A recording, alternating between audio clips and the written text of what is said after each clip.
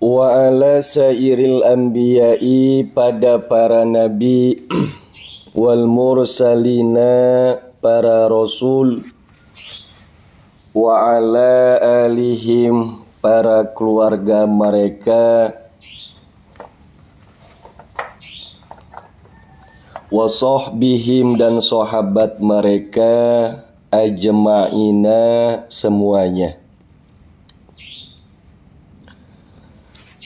Segala puji tertuju kepada Allah, penguasa dan pemelihara seluruh alam.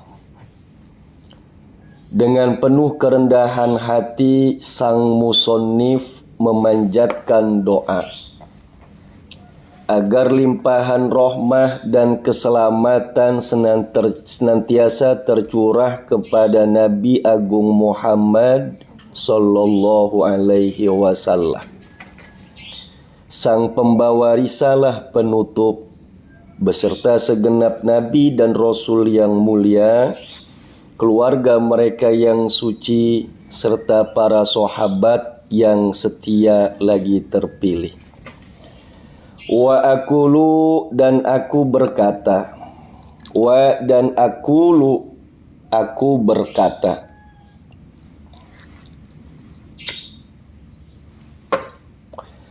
subhanaka la ilma lana illa ma 'allamtana.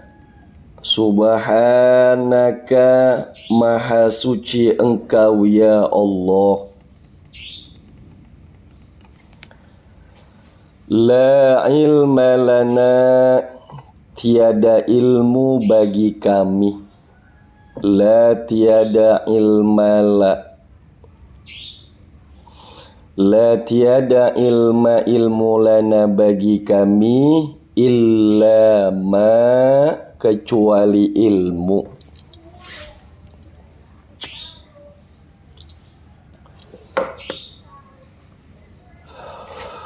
Alamtana, yang telah Engkau ajarkan pada kami.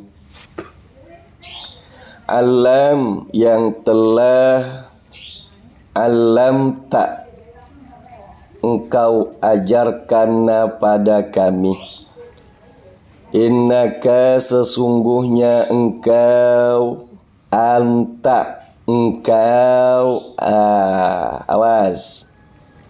Dalam struktur kebahasaan Arab, konstruksi ini dikenal sebagai dhamir fasl. Awas, perhatikan. Dikenal sebagai dhamir fasl, yakni kata ganti pemisah yang secara sintaktis tidak memiliki makna independen, namun secara semantik berperan sebagai penguat atau taukid terhadap makna sebelumnya. Lafaz inna sendiri sudah memuat unsur penegasan yang tegas dan pasti. Ketika diikuti oleh anta, maka penegasan itu mengalami intensifikasi yang luar biasa. Maka struktur innaka anta ini bukan sekedar pernyataan, melainkan sebuah afirmasi eksistensial yang tak menyisakan ruang keraguan. Seakan-akan berkata, sungguh Engkau dan hanya Engkau, dengan sepenuh kepastian gitu. Al-alimu, zat yang maha mengetahui. Al-hakimu, zat yang maha bijaksana. Al-alimu, zat yang maha mengetahui. Al-hakimu, zat yang maha bijaksana. Beliau sang musannif, semoga Allah memeliharanya dalam limpahan ilmu, berkata, subhanaka la ilma lana illa ma 'allamtana. Maha suci Engkau ya Allah, tidak ada ilmu bagi kami kecuali ilmu yang telah engkau ajarkan pada kami.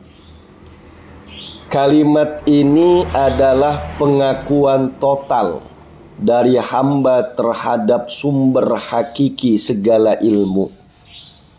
Ia merupakan bentuk tadarruk, kerendahan hati di hadapan keagungan ilahi, bahwa tidak ada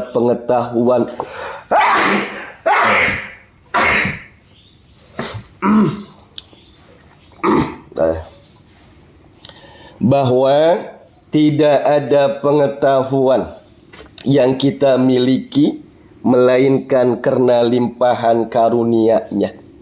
Perhatikan tuh. Betapapun panjang proses kita menuntut ilmu, melalui guru-guru kita, melalui para masyayikh, institusi keilmuan, tapi pada akhirnya hakikat ilmu tetap berasal dari Allah Subhanahu wa ta'ala. Ini kita belajar, kita ngaji, kita sekolah.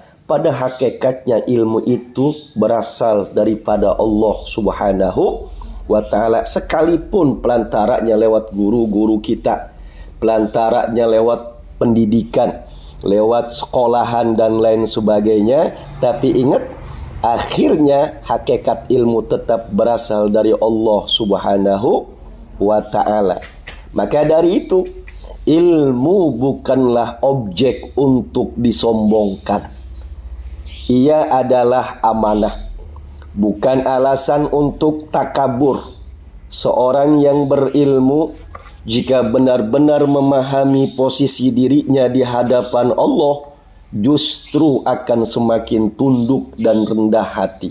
Awas tuh, perhatikan kuncinya tuh. Orang yang benar-benar memahami ilmu, memahami posisi kita di hadapan Allah, justru akan semakin tunduk dan rendah hati. Sebab kita sadar ilmu yang kita kuasai hanyalah sebutir debu dibandingkan luasnya samudra pengetahuan yang belum kita sentuh. Banyak ilmu-ilmu yang belum kita sentuh. Banyak ilmu-ilmu yang belum kita ketahui. Ilmu yang kita ketahui hari ini tidak seberapa dibandingkan ilmu-ilmu yang belum kita sentuh dan belum kita ketahui. Bahkan ilmu itu bersifat sementara.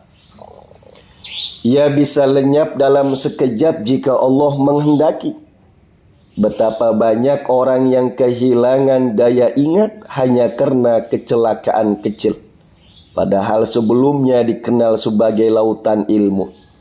Inilah sebabnya mengapa para ulama sejati semakin tinggi ilmunya, semakin dalam pula rasa tawadhu'nya. Ia tidak merasa cukup, tidak merasa selesai. Ia terus belajar, dan setiap pelajaran baru ia menemukan kebodohan-kebodohan yang sebelumnya tersembunyi dalam dirinya. Falsafah Jawa menangkap makna ini dengan indah. Padi semakin berisi, semakin merunduk. Demikian pula orang berilmu. Semakin tinggi derajat keilmuannya, semakin ia menundukkan diri di hadapan Allah dan sesama manusia. Jadi kalau ada yang tidak mau tawadhu, tadarru, menunjukkan dia tidak mengenal dirinya di hadapan Allah, nggak kenal gitu tuh. Dia nggak sadar bahwasanya ilmu itu adalah amanah atau titipan, bukan untuk ajang kesombongan. Nggak boleh. Innaka antal alimul hakim. Sesungguhnya engkau benar-benar zat yang maha mengetahui lagi maha bijaksana. Nah, menarik untuk kita cermati bahwa dua nama agung Allah Al-Alim dan Al-Hakim, yang maha mengetahui dan maha bijaksana, disebut secara beriringan. Ini bukanlah tanpa makna. Dalam hikmah ilahiyah, ilmu tanpa kebijaksanaan adalah ketimpangan. Perhatikan. Lafad Al-Alim. Lihat. Coba. Lafad Al-Alim beriringan dengan lafad Al-Hakim. Maka dalam hikmah ilahiyah, ilmu tanpa kebijaksanaan adalah ketimpangan. Banyak dari kita yang ketika memperoleh sedikit ilmu malah tumbuh kesombongan. Baru tahu ilmu ini seakan-akan sudah mengetahui segalanya, menyalahkan orang lain, menyesatkan orang lain. Coba perhatikan. Pokoknya ilmu tanpa kebijaksanaan ketimpangan. Ilmu apapun, apalagi ilmu agama. Apalagi ilmu agama. Baru memperoleh sedikit ilmu malah tumbuh kesombongan. Padahal kesombongan adalah penghalang utama lahirnya hikmah atau kebijaksanaan. Allah, Zat yang maha mengetahui, tidak hanya mengetahui segala sesuatu dengan sempurna, tetapi menetapkan segala sesuatu dengan penuh kebijaksanaan. Itulah Al-Alim, Al-Hakim, dua sifat yang tak terpisahkan dalam kesempurnaannya. Maka siapapun yang ingin meneladani sifat-sifat Allah dalam kapasitas kemanusiaannya, tidak betapa sering kita menjumpai individu yang cerdas secara intelektual namun gagal memahami situasi sosial, gagal menempatkan kata pada tempatnya, dan gagal meredam gejolak